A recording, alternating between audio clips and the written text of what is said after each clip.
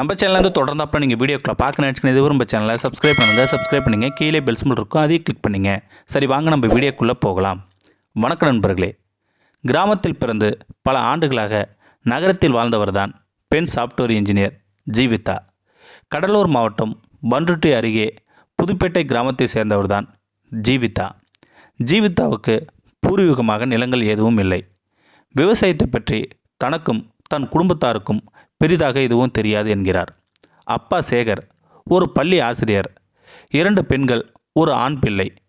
அந்த குடும்பத்தில் அப்பாவின் கனவெல்லாம் பிள்ளைகள் படித்து ஏதாவது ஒரு வேலைக்கு சென்று தங்களுடைய வறுமையை போக்க வேண்டும் என்பதுதான். அப்படிதான் தன் முதல் பெண்ணை பட்டப்படிப்புக்காக படிக்க வைத்துள்ளார். அதற்கு பிறகு உடல்நலக் கோளாறு காரணமாக தந்தை உயிரிழந்ததைத் தொடர்ந்து அம்மா அமுதாதான் குடும்பத்தை கவனித்து வந்துள்ளார்.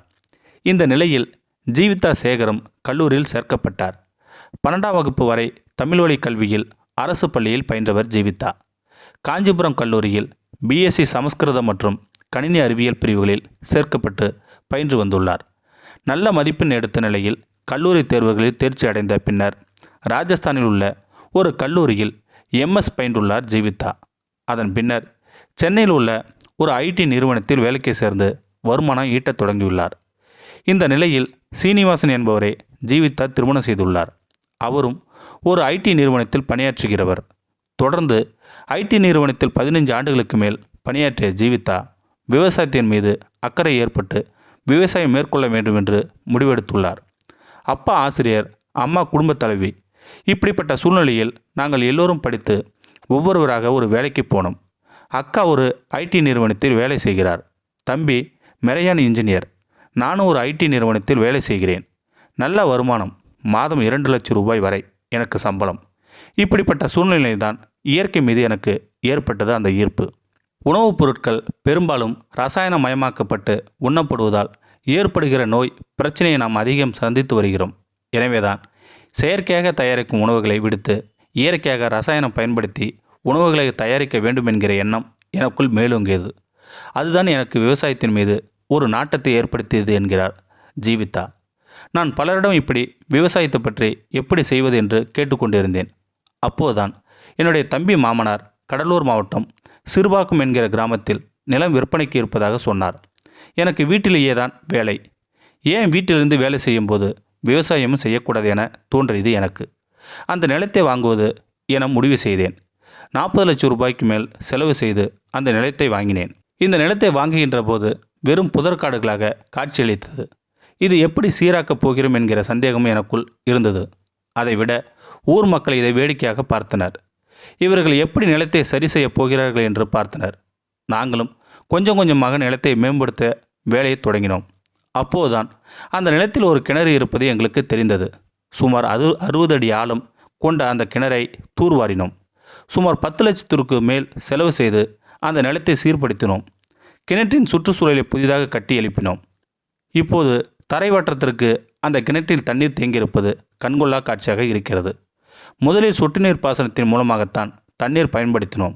அதன் பிறகு இப்போது பாரம்பரிய நெல் விதைகள் உருவாக்க முழு முயற்சியில் ஈடுபட்டு இருக்கிறோம் என உற்சாகமாக கூறினார் ஜீவிதா. இப்போது நாங்கள் குழியடிச்சான், மிளகு சம்பா, நொறுங்கான், சின்னையார், ஆனைக்கொம்பான், சிகப்பு கவுனி, 60ஆம் குருவை என பாரம்பரிய நெல் விதைகளை விதைத்து விதை நெல் உற்பத்தியில் ஈடுபட்டு இருக்கிறோம்.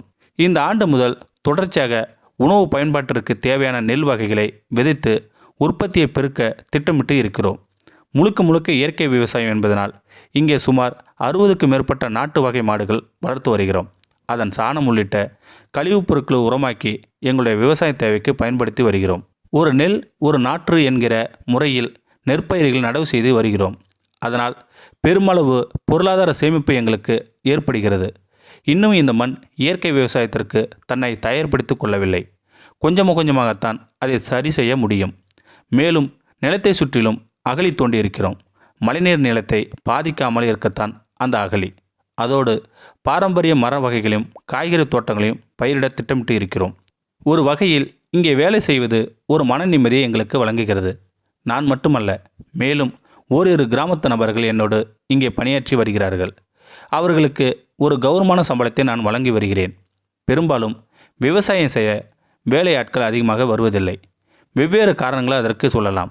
அதனால் இயந்திரங்கள் நாட வேண்டிய அவசியம் எனக்கு இருக்கிறது. மனித சக்தியை பயன்படுத்தி தான் விவசாயத்தை செய்ய வேண்டும் என்கிற ஆர்வம் இருந்தாலும் கூட அதற்கு ஆட்கள் கிடைக்காத ஒரு கவலை எனக்குள் இருந்து கொண்டே இருக்கிறது. வேறு வழி இல்லாமல் தான் சில நேரங்களில் இயந்திரங்களை பயன்படுத்தி விவசாயத்தை செய்து வருகிறோம்.